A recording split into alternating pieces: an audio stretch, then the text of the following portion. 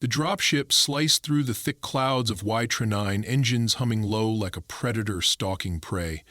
Mist clung to its hull, glowing faintly green from the planet's phosphorescent atmosphere. Inside, the cadets of Class A-19 stood shoulder to shoulder, quiet, armored, focused. Their helmets hissed as oxygen circulated. Their uniforms shimmered slightly, adjusting temperature and camouflage settings to sync with the expected terrain below. The air smelled faintly metallic. Fear, excitement, and ionized vapor. In the back of the cabin, away from the clustered alien cadets, Jackson adjusted the straps on his basic utility belt. No shimmering uniform, no personal cloaking device, no thermal tracker or molecular camouflage. Just fabric, mud-resistant boots, and a dented multi-tool. He was the only human in this group, the only one without specialized equipment, and the only one not speaking. The others, 10 in total, whispered in their native tongues, exchanging quick data flashes through retinal overlays. One had transparent skin that refracted light like glass. Another had fur that changed color every few seconds in response to emotional shifts. Each cadet came from a species evolved for stealth, for survival. Jackson came from Earth. A death world, yes, but his kind was always underestimated, especially here. "Attention, cadets," the voice of Professor Czar cracked through the comms. "Your camouflage assessment begins now. Objective, remain undetected for 6 planetary hours. Failure to do so will result in disqualification. Your performance will determine future field assignments." A chorus of confirmation signals beeped across the ship. Jackson simply nodded. The ramp began to lower, revealing a glowing, wet world of tangled trees, vine-choked marshes, and thick clouds of bioluminescent insects. The air pulsed with the sound of croaking beasts and the distant roar of something very large. One by one, the cadets disembarked. The moment their boots hit the soft, pulsing earth, their suits began adjusting to the environment, mimicking colors, shifting textures. They activated silent mode, became ghosts in seconds, and disappeared into the swamp. Jackson stepped off last. His boots sank half an inch into the mud. His trousers were soaked instantly, and a red beetle the size of his thumb skittered up his leg. He flicked it off and exhaled slowly. There was no hiding what he was. Not here. The humidity slapped his face like a wet hand. Every breath was thick with spores and heat. He took one cautious step forward, then another, avoiding patches of strange yellow moss that hissed when disturbed. He didn't try to blend in. Not yet. Instead, he observed. That was what made humans different. Not their strength, not their speed. It was their observation, their adaptation. To his right, a shimmer in the air marked where one cadet had moved past. Nearly perfect camouflage, but not quite. The edge of the shimmer caught a sliver of moonlight. Above, something large shifted in the canopy. Jackson crouched beside a tree with bark like dripping wax and waited. Patience was another thing they didn't teach at the academy, but he had learned it back home in Alaska. The forest didn't care who was fastest. It only noticed who stayed quiet. Within minutes, the forest swallowed the last sounds of his classmates. Branches stopped twitching. The water stilled. The game had begun. Jackson moved slowly, deliberately, eyes scanning every branch, every patch of water. The swamp was alien, yes, but patterns still existed. Insects avoided certain plants. Small creatures stayed close to fallen trees. The birds, if one could call the sharp-beaked, many-eyed things in the canopy birds, never landed on trees covered in green lichen. That meant something. Maybe poison, maybe predators. He cataloged it all mentally. There was a flow here, a system. An hour passed. 2. Sweat soaked his shirt. His legs ached from crouching, from slow, low movement. But still, he hadn't been detected. He saw 2 drones glide silently through the fog, oval black shapes with single glowing eyes, and he pressed flat into the roots of a massive tree until they drifted away. Then he saw it. At first, he thought it was part of the swamp, a particularly gnarled tangle of moss and rock. But then it moved, slowly, fluidly, a ripple in the undergrowth. A beast, easily the size of a small transport, with hide like wet bark and limbs that bent in unnatural angles. Its face was a mass of roots and vines, but he spotted eyes, 2 of them, bright and yellow, scanning the swamp. Jackson didn't breathe. Not even a little. He was 10 meters away, concealed only by a fallen log and the shadow of a fungus-covered stump. The creature moved with the silence of a ghost, each step barely disturbing the moss. It wasn't hunting, not exactly. It was patrolling. He'd read the briefing files, there was no mention of this species, and yet it didn't seem surprised to find itself here. That meant it lived here, and if it lived here, it knew how to survive, how to hide. He watched for 10 full minutes, unmoving, as the beast sniffed at a tree, clawed a chunk of bark from a log, then slithered its bulk into a shallow pool and vanished, leaving only a ripple behind. Jackson stood slowly, knees stiff. He looked in the direction it had gone.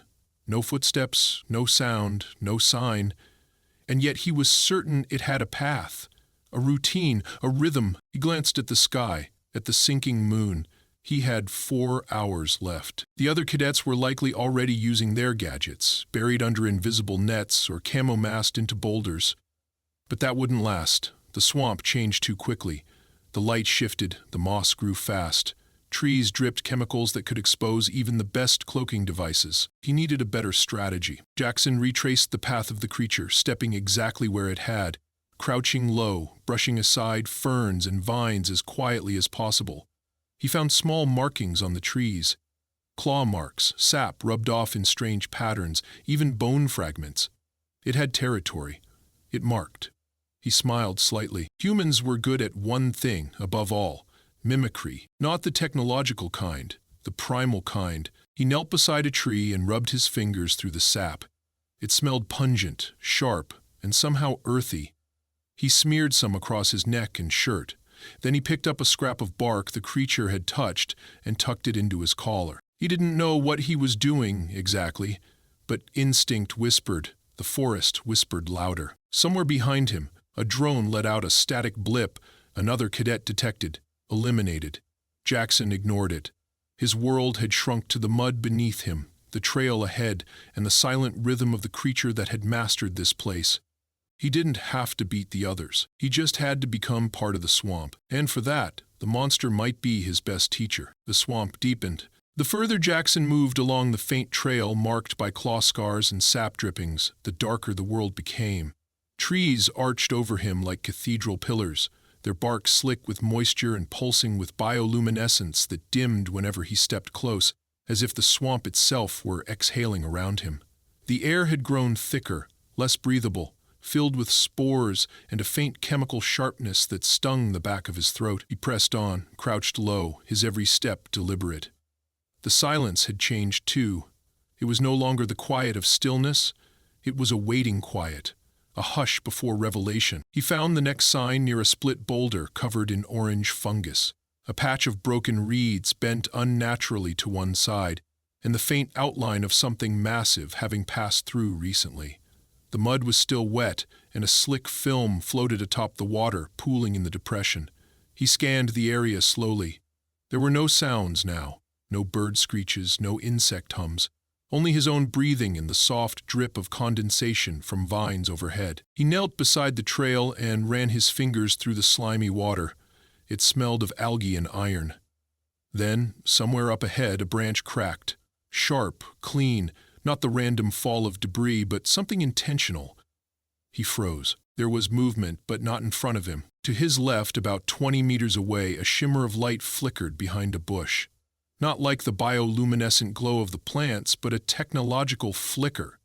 Too smooth, too synthetic. Another cadet, likely trying to readjust her cloak or patch a faulty invisibility field. She moved slightly, unaware she was being observed. He saw the outline of her headgear and the faint distortion around her hands. Jackson didn't make a sound. He simply watched as her attention stayed fixed ahead, toward the direction the creature had gone. She clearly hadn't seen him, and her gaze was locked on something deeper in the swamp. He followed it. Through a curtain of hanging vines he spotted them, eyes, 2 of them, pale yellow, glassy, unblinking. The creature had returned. It stood half-submerged in a pool, its massive body camouflaged perfectly among the fallen logs and moss, like a living statue. The yellow eyes were fixed, not on Jackson, but on the cloaked cadet. She shifted slightly, unaware of the presence now mere meters away from her. Jackson didn't move. He watched the creature tilt its head slowly, calculating. Its body rippled, muscles tensing under bark-like skin. He could almost feel the weight of that gaze. Then, in one smooth, almost elegant motion, it disappeared beneath the water with a soft ripple. Gone. No splash, no wake. The cadet remained still, likely unaware she had just become prey. Or perhaps already was. Jackson slowly backed away, careful not to step on roots or disturb the moss. His heart pounded, not from fear but from awe. This creature wasn't just a survivor, it was intelligent. Predatory, yes, but not mindless. It had strategy, it had awareness, and now Jackson was certain of something else. This wasn't a random encounter. The creature had seen him earlier. It had let him follow. It had been testing him. He moved further along the trail, away from the potential encounter between predator and cadet. He didn't want to watch. He didn't want to interfere. The test was still on, and rules forbade intervention unless a life was at risk.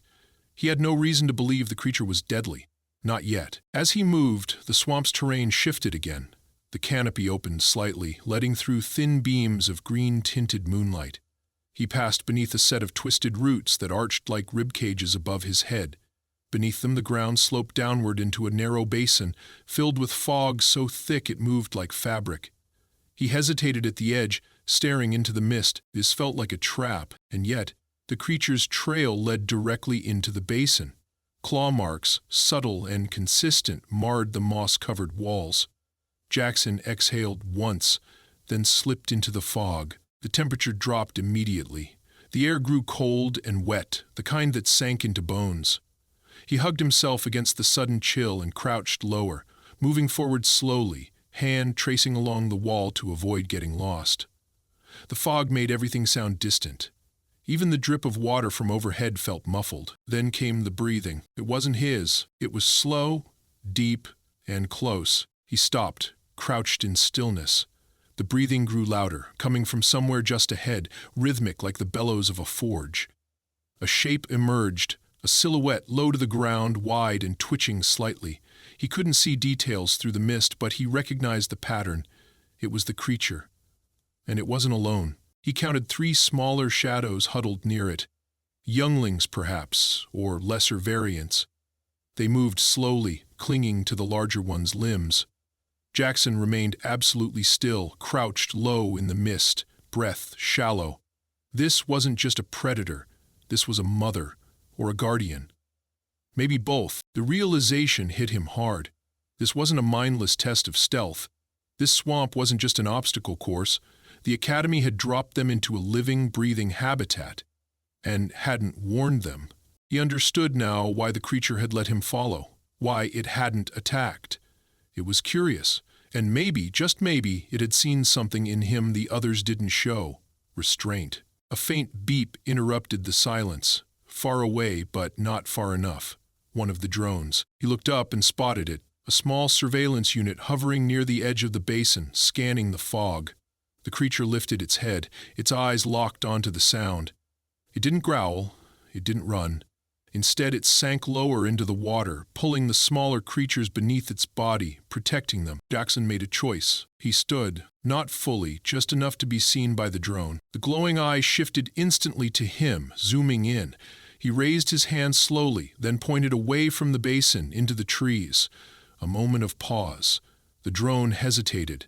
Then it blinked red once and glided off in the direction he'd indicated. He crouched again. The fog seemed to loosen around him. The breathing resumed, slower now, calmer.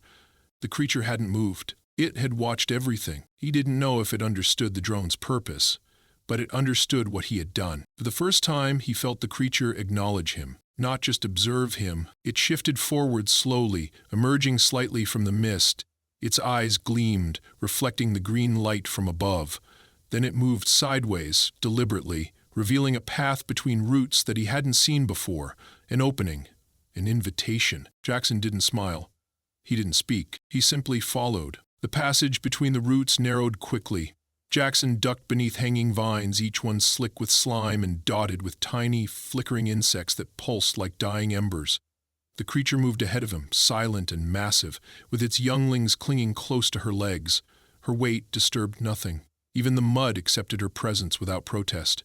Jackson, by contrast, felt each step sink slightly, his boots tugged by the swamp like it wanted to pull him into itself. But the path remained stable, and he followed. The deeper they moved into the grove, the stranger the air became. It vibrated faintly, like a constant hum just below the threshold of hearing. His skin prickled, and every breath carried a scent like scorched moss and iron. He recognized the feeling. It was instinct. Not fear exactly, but awareness. The body responding to a presence that words hadn't yet classified. It wasn't the creature that set it off, it was the place. The trees grew closer together here, forming a natural dome high above, interwoven with thick branches that pulsed faintly with inner light. Glowing spores floated lazily in the air, and the ground had hardened into a kind of fibrous mat, springy underfoot. There were no signs of cadets, no discarded tech, no footprints. This was outside the testing zone. Off-grid, the creature came to a stop near a cluster of mushroom-like structures, each one as tall as Jackson's waist and giving off a soft blue light. She turned her head slightly, her glowing eyes meeting his. Then, slowly, she sat, folding her legs beneath her in a smooth, deliberate motion. The smaller ones nestled against her sides, their small, root-like fingers curling around her limbs. Jackson remained standing. He didn't want to appear threatening, but he also didn't want to seem subservient. He waited. The silence between them stretched out, long and heavy, filled only by the soft rustling of distant branches and the occasional chirp from deep within the grove. Then she moved again, just her right arm, reaching toward one of the mushroom bulbs. Her fingers brushed the surface, and the bulb responded, expanding with a soft hiss before releasing a cloud of fragrant gas. The scent hit him immediately, rich, earthy, and strangely comforting. Like cedarwood and soil after rain, she held out her hand, palm up, as if offering him the moment. He stepped forward and mirrored the gesture, placing his hand over hers without touching. She didn't flinch. Her eyes narrowed slightly, as if studying his bones through his skin. He understood then. This was communication, not through words, through ritual, observation, trust built on behavior, not speech. She reached toward him with her other hand and tapped his chest twice, lightly, over the sternum. Then she touched her own chest in the same place with the same rhythm. The gesture was simple but deliberate. A name? A sign of recognition? He responded in kind, tapping his own chest twice, then pointing gently at her. She made a sound, low, guttural, but not threatening. Almost amused, her body relaxed, and the youngling shifted away from her sides and crawled toward Jackson with wide, glowing eyes. One sniffed at his leg, another prodded at his boot with a twig-like limb. He remained motionless. When they retreated back to their guardian without distress, she gave a small nod and turned her head toward the mushrooms again. This time, she clawed into one and pulled out a chunk of glowing pulp, offering it to him. He hesitated, then he accepted it. The texture was like soft sponge, warm and slightly damp. He brought it to his mouth and bit off a piece. The flavor was unexpected, like roasted chestnuts and citrus, both sweet and grounding. His body warmed almost instantly, the cold swamp air losing its grip on his limbs. She watched him the entire time. Then she stood again, slowly, her full height casting a long shadow over him in the mushroom light. She gestured with her head toward a gap between the trees, then began walking. He followed. The terrain changed again. The ground sloped upward and the trees thinned just enough to allow glimpses of the stars above. The moonlight filtered through in slashes, illuminating patches of glowing moss and burrow holes. She moved carefully around these places, and Jackson did the same. He understood they weren't just landscape, they were signs of territory. Others like her, or other species entirely, may have been nearby or watching. After several minutes, she stopped at the edge of a ridge. Below them, through a veil of mist, he saw the testing area. A wide clearing, scattered with sensor pylons, drone nests, and a few shimmering distortions where cloaked cadets still lay hidden. Some were on the move, shifting positions, unaware they were being watched from above. Jackson looked up at her. She sat beside him and began pulling apart a piece of moss, revealing a cluster of small crystals beneath. With careful movements, she arranged them in a rough semicircle on the ground. Then she placed a clawed finger in the center and dragged it outward, tracing a line. Jackson watched her recreate the shape of the testing zone from memory. Accurate, precise. The semicircle represented the swamp's border, the lines pointing to the drone's flight paths, the cadet positions, the retraction points. She had mapped the entire thing, and she wanted him to see it. He looked at her, stunned. She wasn't just intelligent. She understood strategy. This was a show of capability, a gesture of shared understanding. She reached down and picked up one of the glowing crystals, handing it to him. He took it, then pressed it into the earth, adding a line of his own, leading from the basin to the testing field's far edge, where an old structure, perhaps a drone hangar, could be seen behind the trees. A potential blind spot. She tilted her head, studying his addition. Then she made the sound again. Low, amused. She approved. Jackson's heartbeat quickened. He wasn't just surviving anymore. He was collaborating. The stars above shifted slightly as the planet's rotation tilted the sky. Time was passing faster than he expected. He checked the moon's angle. He had a little under 2 hours left. Below them, one of the cadets uncloaked in panic, waving at a drone that had locked onto her. She darted into the open, yelling in her language. A siren beeped once. Disqualified. Another shimmer near the far ridge indicated movement. 2 cadets had collided. Their camouflage had failed. Only a few remained. Jackson didn't need to win by hiding. He needed to prove something greater. He looked at her again, this guardian of the swamp, this silent master of camouflage, and gestured toward her back. She stared at him for several seconds, unmoving. Then, slowly, she lowered her shoulders, crouching low enough for him to climb. He stepped forward without hesitation, gripping the thick, ridged surface of her back, positioning himself between her shoulder plates. Her skin was warm, damp, and covered in patches of moss and hardened bark. The younglings clambered onto her legs again, curling in, and then she moved, not through the trees, but down the slope toward the testing field, toward the others, toward the drones. Jason braced himself. He knew what was coming, and he knew none of the instructors would be ready for it. The descent into the testing zone was silent but seismic in implication. Jackson gripped the creature's back, his fingers sliding slightly along the mossy ridges as she moved with deliberate grace. Her steps were thunderless, yet each one seemed to hum through the earth, sending tiny vibrations into the roots of the swamp. Her posture was lowered, not as if stalking prey, but as if sliding beneath awareness, navigating the terrain with an instinct no machine could replicate. He adjusted his balance between her shoulders, crouched and low, careful not to disturb the younglings clinging to her limbs. Her body flexed with every shift in terrain, and her muscles moved like coiled ropes beneath the bark-like skin. Jackson felt her breathing through his boots. It was calm, measured, unshaken by proximity to the surveillance perimeter. Below, the clearing stretched in uneven shapes, shaped by unnatural geometries of the testing equipment. Sensor pylons blinked red and white at random intervals. Drone nests rotated silently, their internal systems pulsing with directed energy as they scanned for movement. 2 cadets remained cloaked among the fallen logs and tall grasses, their positions given away only by the faint shimmer of refracted air. Neither suspected what was approaching. A light breeze shifted through the trees, lifting the fog just enough to give a clearer view of the field. The creature stopped just short of the clearing, crouched behind a curtain of hanging vines. Jackson peered through the gaps. He could see the closest drone hovering in a slow arc, scanning the edges. Its glowing eye flicked yellow to green, then pulsed red once, picking up a flicker of movement too fast to identify. Another cadet, likely, somewhere in the underbrush. Then the creature stepped into the open. No cloak, no disguise, no attempt to hide. She walked with full height now, uncoiling from her crouch like a storm unfolding. Her back rose and straightened, and her limbs moved with weightless strength, each step somehow disturbing neither soil nor leaf. Jackson sat high on her back, his figure nearly obscured by the moss and bark clinging to his form.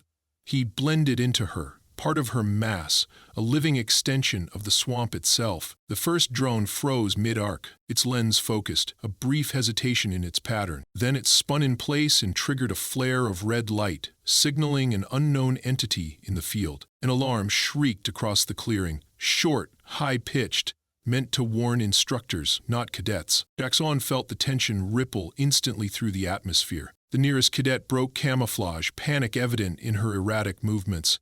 Her invisibility field failed in patches, flickering with a low-energy whine as her system struggled to stabilize under stress. She stumbled backward, eyes wide, staring at the approaching form from her prone position behind a log. She screamed something in her native dialect, a harsh trill of vowels and clicks, and bolted for the extraction beacon on the field's edge. Another drone shifted its route, spiraling directly toward the disturbance. Then a third joined, light blue underbelly glowing as it activated a containment perimeter. But it was too late. The illusion of control had been broken. The second cadet, hidden in a thicket of brambles, stood up with arms raised, unsure whether to engage or retreat. His helmet twitched, broadcasting a localized distress signal. He turned, caught a glimpse of the creature's glowing eyes through the mist, and dropped to one knee, hands covering his head. His training failed him. His instincts had taken over. The drones hesitated, systems unsure how to classify what they were seeing. Jacobson raised his hand in a slow arc. He didn't wave, didn't call out. He simply allowed the sensors to lock onto his presence. A green halo lit up around him on the primary drone's readout. Human Cadet A-19. Alive, conscious, not under threat. The drones twitched, recalibrating. The third drone projected a data request to the observation tower at the far edge of the test zone. A second later, the voice of Professor Czar boomed through the comms channel, garbled with static but unmistakably agitated. Unidentified Class 6 presence detected in live test zone. Cadet Jackson, acknowledge visual. Confirm your position. Jackson pressed the side of his comms band and responded clearly. Visual confirmed. I'm in full control of my position. No hostile engagement. Requesting pause in alert protocol. I am unharmed. There was a delay, then silence. The creature stopped in the center of the clearing. Her body lowered slightly, no longer walking but waiting, observing. Her younglings peeked out from behind her legs, blinking at the floating drones as if they were fireflies. Jackson slid down from her back, landing in a crouch. He stepped forward, hands empty, helmet still strapped to his side but unused. He wanted his face visible. He wanted them to see him as he was. One of the cadets, still on his knees, stared in disbelief. Is it trained? The cadet muttered through his helmet's audio feed. Jackson didn't respond. He didn't know how to answer that question. Behind him, the creature let out a single, low rumble. Not a growl, more like a wordless confirmation. A signal. Her body was perfectly still, but her presence filled the entire space like pressure before a storm. The final drone in the quadrant stopped scanning. Its eye flickered twice, then powered down partially, entering passive observation mode. Professor Razar's voice returned, strained but controlled. Cadet Jackson, return to beacon zone immediately. Accompaniment is not authorized. Repeat, accompaniment not authorized. Jackson looked up at the observation tower. He could see the faint outline of the professor's silhouette through the tinted glass. Arms folded, head tilted in disbelief. Then he looked back at her, the creature who had let him follow, who had taught him how to read the swamp, who had shared her space, her food, her children. He didn't want to leave her like this, but orders were orders. He turned to her, placed a hand gently over his chest, and tapped twice. She blinked slowly. Then she mirrored the motion, clawed fingers pressing against her bark-covered torso. Twice! It was an answer. He stepped backward toward the extraction beacon. She did not follow. She turned away, leading her younglings back into the mist, disappearing into the shadows of the trees as if she had never been there. The drones didn't chase her. They simply watched, confused and uncertain. By the time Jackson reached the beacon and activated the return signal, silence had returned to the clearing. The other cadets remained frozen, their minds unable to rationalize what they had seen. The system recorded everything. The instructors would watch it again and again, trying to decode what had just taken place. But only he would understand the language that had been spoken in those hours. Not of words, of trust, of presence, and of recognition. The beacon's soft glow pulsed beneath Jackson's boots, signaling the end of the test. The field was quiet now, eerily so. No more shouting, no more alarms, only the low hum of disengaged drones as they hovered in passive standby. Overhead, the sky had begun to shift again, the twin moons of Ytra-9 drifting apart as dawn approached. Faint green light filtered down through the thinning mist, and the temperature dropped just enough to sting his skin where his sleeves had torn. He stood alone inside the circle of light, mud-streaked and silent, watching the shadows where she had disappeared. Her departure had been swift, yet unhurried, like the closing of a door that had been left ajar just long enough. He knew he wouldn't see her again. Not today, not here. Whatever understanding had passed between them belonged to that night in the swamp, and he could feel it settling into memory like sediment sinking through still water. A faint chime rang from the edge of the clearing. The transport shuttle descended with minimal noise, its propulsion systems muted to respect the ecosystem. Academy engineers had learned the hard way that noise startled Ytria-9's wildlife into aggression. The hatch opened with a hydraulic hiss, revealing the crisp silhouette of Professor Czar framed by sterile white light. Jackson stepped forward. Mud caked his boots. His shirt clung to his frame, soaked with a mixture of sweat and condensation. His hands were scratched, bruised, and faintly green from the spores he had brushed aside, and yet he walked with the steadiness of someone who had returned from more than just a test. The professor said nothing at first. He stepped aside, allowing Jackson to board. As he passed, the older man's reptilian eyes narrowed, his jaw tight beneath the thin membrane of his lower face. Jackson met his gaze briefly, then continued into the shuttle's decontamination chamber without a word. Inside, the chamber hummed as layers of chemical mist washed over him. Sensors scanned every inch of his body for parasites, toxins, and microbial hitchhikers. A fine spray coated his skin, and the lights blinked blue. No threat detected. His uniform restructured slightly as the drying sequence activated, stitching minor tears and redistributing heat. When he stepped into the observation deck, the rest of the cadets were already seated. Some stared at him. Others looked away. One of the female cadets, her pale blue skin splotched with lingering camouflage residue, avoided his gaze entirely. Another cadet, slumped in a corner, still hadn't removed his helmet. The silence in the cabin was brittle. Professor Czar entered last. He walked to the front of the deck and activated the holoscreen. The test footage began to play. Jackson saw himself through the drone's perspective, an indistinct shape riding a creature whose species wasn't even in the Academy's database. The AI system struggled to classify her, assigning dozens of incompatible descriptors. Class 6 predator, possible symbiote, anomaly, unknown threat level.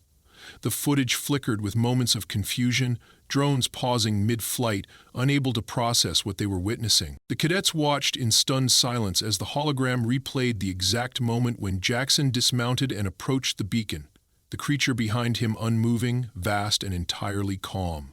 It was not a monster, not a pet, something else. When the feed ended, Czar turned to the class. Cadet Jackson. He stood. The professor folded his hands behind his back, his voice low and deliberate. You were given a standard survival and concealment objective. Remain undetected by our autonomous drone network within a live predator zone. No tools, no interference, no external aid.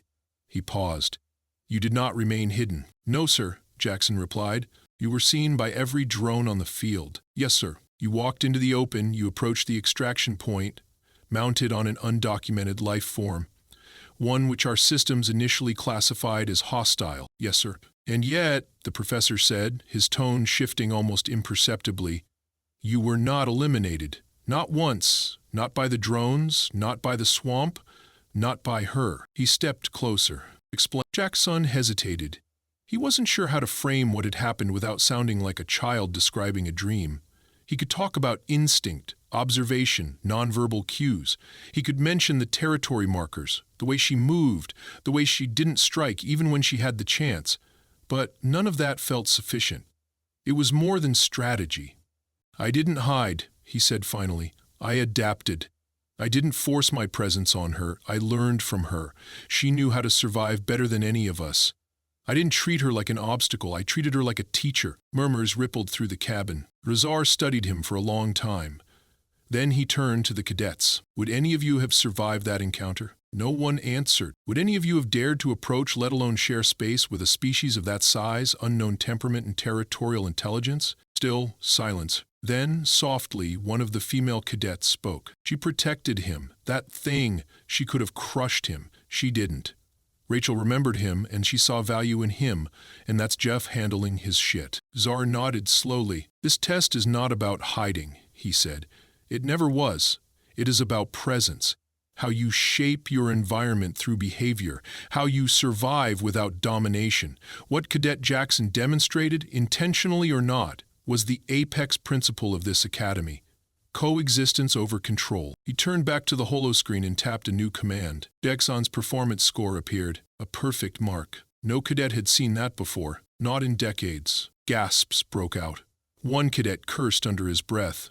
Another laughed almost hysterically, but Jackson didn't react. He was still thinking about her, the way she'd tapped her chest, the way her eyes had held his until the very last moment. Razar silenced the noise with a raised hand. This is not about points, it is about perspective. He faced Jackson. You taught us something today. You reminded us that even the smartest machine cannot replicate what real presence can build. The shuttle began its ascent, engines lifting the craft smoothly from the surface of Y-9. Through the small window, the swamp grew smaller, its lights dimmer, until it faded into the darkness of the planet's curve. Jackson remained by the window long after the others had strapped in. He didn't speak. He didn't need to. Somewhere below, in the breathing depths of the swamp, she had returned to her grove. She had resumed her rhythms, raised her young, perhaps never expecting to see him again. But he had seen her. Truly seen her. Not as a creature, not as a threat, as something ancient, sentient, and worthy of respect. He smiled faintly. The Academy would run another test next season. More cadets would come. Some might fail, some might survive, but he knew something no instructor could teach. The greatest camouflage was not invisibility, it was belonging. And for one perfect night in a world meant to test him, he had belonged to it completely.